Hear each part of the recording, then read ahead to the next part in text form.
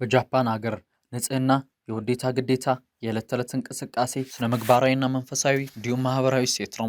ሁሉም ሰው ንጽህናን ከህፃንነቱ ጀምሮ ይማራል።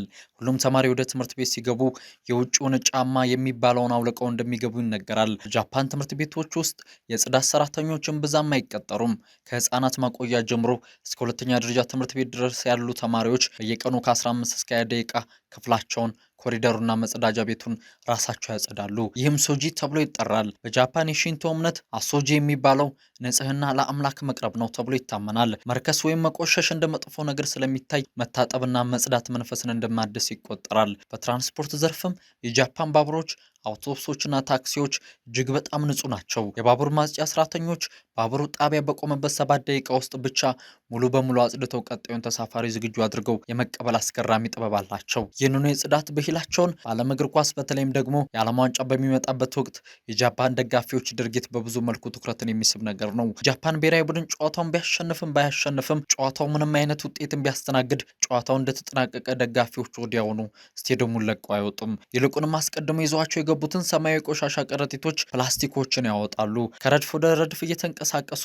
የራሳቸውን ቆሻሻ ብቻ ሳይሆን ሌሎች ደጋፊዎች የጣሏቸው የሄዱትን የፕላስቲክ ጠርሙሶች፣ የቪዲዮ ካሴቶች፣ የወረቀት ቁርጥራጦችና የጥራጥሬ መያዣዎችን በሙሉ ለቅመው ያጸዳሉ። የሚገርመው ነገር ጃፓናውያን ይህንን የሚያደርጉት የእነሱ ቡድን በሚጫወትበት ቀን ብቻ አይደለም። ለዚህ ደግሞ ማሳያው በ2022 በኳታር የዓለም ዋንጫ ወቅት በኳታርና በኢኳዶር መካከል የተደረገው የመክፈጫ ጨዋታ ለመታዘብ የመጡት የጃፓን ደጋፊዎች ጨዋታው ሲያልቅ ስቴዲየሙን ሙሉ በሙሉ አጽድተው በመውጣት ዓለምን አስገርመው ነበር። ለምን እንደሚያደርጉት ሲጠየቁም እኛ ጃፓናውያን የሄድንበት ቦታ በክብር ንጹህ አድርገን መተው ባህላችን ነው የሚል አስተያየትን ሰጥተው ዓለምን አስደንቀው አስገርመውም ነበር። ለብሔራዊ ቡድን የሚጫወቱ ተጫዋቾች በምንም ስሜት ውስጥ ቢሆን ተጫዋቾቹና የአሰልጣኞቹ ስታፍ ከጨዋታ በኋላ የመልፈሻ ክፍላቸው ልክ እንደመጡበት አዲስና ንጹህ አድርገው ያጸዱታል። ይህ ምን አይነት መታደል ነው! አሸንፈው ከሆነ በደስታ ስሜት፣ ተሸንፈው ከሆነ በሀዘን ስሜትም ቢሆን መልፈሻ ቤታቸውን ሳያጸዱ መልፈሻ ቤቱን ለቀው አይወጡም። በአሜሪካ ካናዳና ሜክሲኮ በተደረገው 23ኛው የዓለም ዋንጫ የተሳተፈው ብሔራዊ ቡድንም ምንም እንኳ በ32ኛው ዙር በብራዚል ተሸንፈው ከውድድሩ ቢወጣም ከምድብ የመጀመሪያ ጨዋታ ጀምሮ በእያንዳንዱ ጨዋታ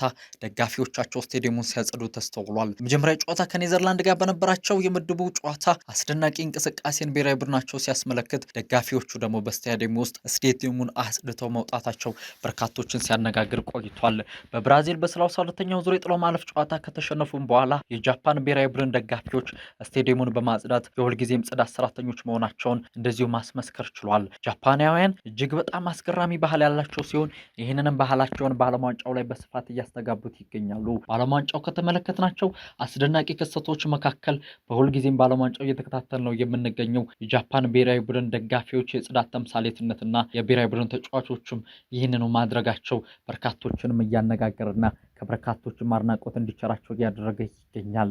ይህ በ2026 የዓለም ዋንጫ ከተመለከትናቸው ነገሮች መካከል አንዱ ሲሆን የጃፓን ብሔራዊ ቡድን ደጋፊዎችና ተጫዋቾች ድርጊት ለሌሎች ብሔራዊ ቡድኖችም ተምሳሌት እንደሚሆን በርካቶች እያነሱ ይገኛሉ።